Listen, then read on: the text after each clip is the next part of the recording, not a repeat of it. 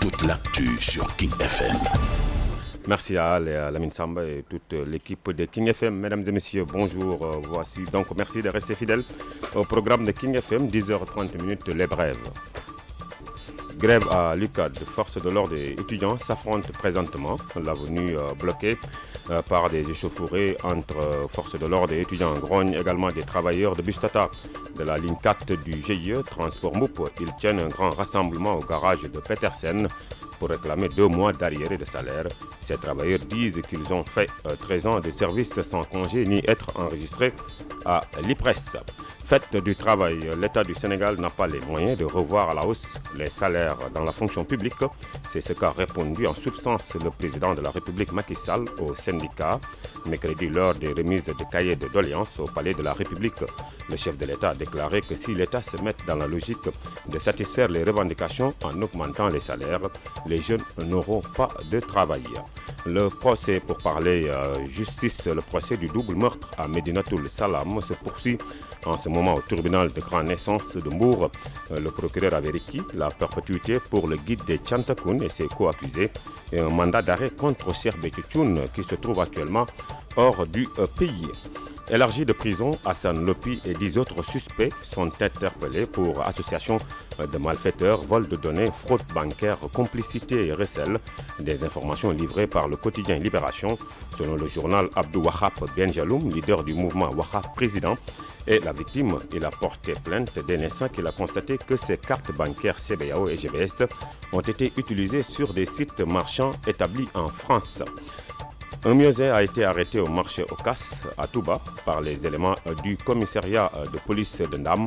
En possession de chanvre indien, 34 cornets de chanvre ont été retrouvés. Sur lui, la mise en cause a été déférée au parquet du tribunal de Diourbel. 98,9 tonnes également de fer non conformes aux normes de construction d'une valeur de plus de 44 millions de francs ont été saisis par le service du commerce de Diourbel.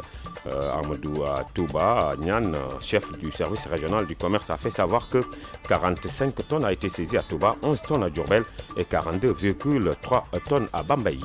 Hors de chez nous, au Niger, les attaques djihadistes plongent les populations dans la précarité à Difa. Les Nations Unies ont décompté 116 incidents et 85 civils morts suite à des attaques de Boko Haram. Sur le seul mois de mars, depuis le début de l'année, au moins 19 000 personnes ont quitté donc leur village pour se réfugier dans la ville de Difa où la précarité s'installe davantage. L'organisation Amnesty International s'en est pris au pouvoir judiciaire iranien après l'exécution de 2 adolescents de 17 ans accusés de viol sans que leur famille ni leur avocat n'en soient informés. Ils réclament l'intervention du pouvoir judiciaire iranien pour établir un moratoire officiel sur les exécutions de mineurs délinquants et une modification du code pénal. Les sports, le Barça a laminé Liverpool mercredi, le score sur le score donc de 3-0. Lionel Messi, auteur d'un doublé, a été tonitruant, fait basculer la demi-finale donc aller de la Ligue des Champions. Les demi-finales retour prévues le 7 mai et une première dans l'histoire des arts martiaux du Sénégal. Un combattant sénégalais occupe la première place du classement mondial olympique. Moustapha Kama, 26 ans, est le numéro 1 mondial des taekwondistes avec 164 points. Musique pour terminer, la chanson Sec d'esprit, Noir en featuring avec Viviane a remporté un disque d'or. Une chanson extrait de l'album Masque Blanc. Esprit Noir ici et donc partage ce prix avec la reine du Jolof Band. Il a remis la précieuse distinction à Viviane. Dans ma tête, une idée germe. Au Sénégal, je trouve pas mon chemin, donc j'irai prendre celui des airs. Mais comment dire à mon père que demain j'irai pas au port, que cette famille de Toubab m'amène à l'aéroport. Aller simple pour la France avec un taf de fille au père. Le Wolof, donc, ñu démarré ko Wolof bi kon ñu grève.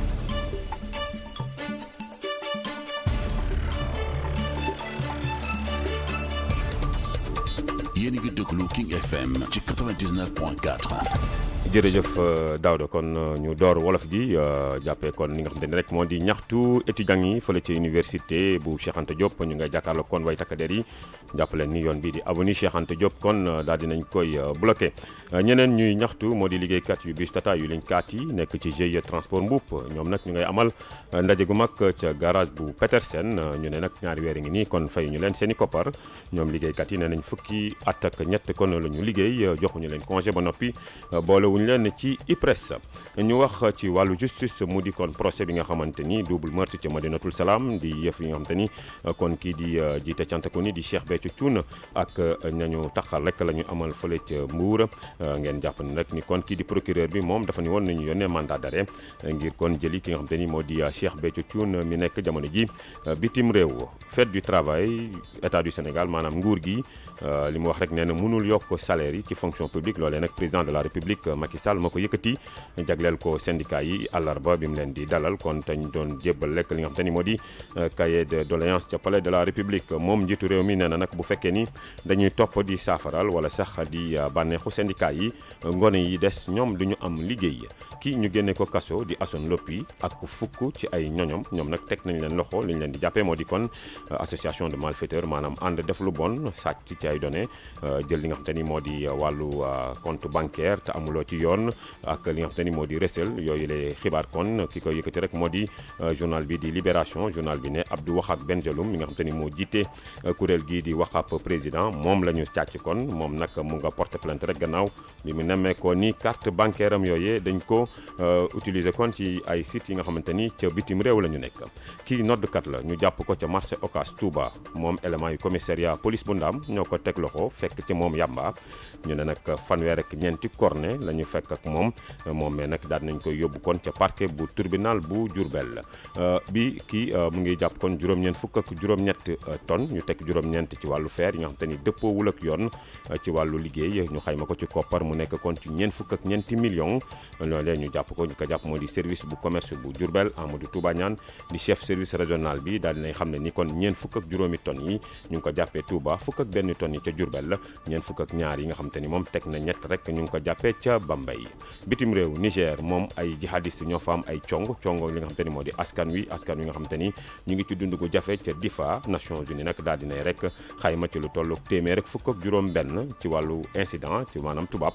juróom-ñett fukk ak juróom ci ñi nga xamante ni ay civil la ñoo xamante ni faatu nañu gannaaw nag cong yi nga xamante ni Boko Haram amal na ko foofee ci niki weeru mars gi rek moom kon niki ndorteelu at mi nañu jàpp kon li nga xamante ni moo di fukki junne ak juróom-ñeenti doomu aadama tuxu nañ ca fa ñu dëkk ngir dem ca Difa foofee nga xamante ni dund gi dafa jafe loolu organisation Amnesty International moom daal dinay songo li nga xamante ni nag moo di kuréel yi yor wàllu yoon fële ca Iran gannaaw nag bi ñu faatee ñaari gone yu toll ci fukkaat ak juróom-ñaar lañ leen tuumaal moo di wàllu sàkku maanaam viol te seen njaboot ànduñu ci seen avocat waxi noppi ñoom nag nee nañu rek foog kon nguur gi wala sax yoon wu Iran jukk daal di kon delluwaat li nga xamante ni mooy wane seen njumte ci yooyu lay faat ñu amal ci gone yooyu nga xamante ni ay délinquant lañu waaye délinquant yu ndaw lañu ba noppi ñu coppi li nga xamante ni moo di code pénal wàllu sport Barcelone dafati jéego daal di daan ki nga xamante ni moo di Liverpool àllarba gi la mu ko daan ñetti bal la ci dara Lionel Messi wane boppam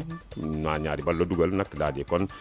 jeexal match bi ñu jàpp ni nag loolee ale la ci Ligue des champions bi retour yi ñu ngi ko jàpp juróom-ñaari fan ci weeru mai sport ba tey mu nekk lu njëkk nag ci taarixu arts martiaux fii ci Sénégal ab combattant bu sénégalais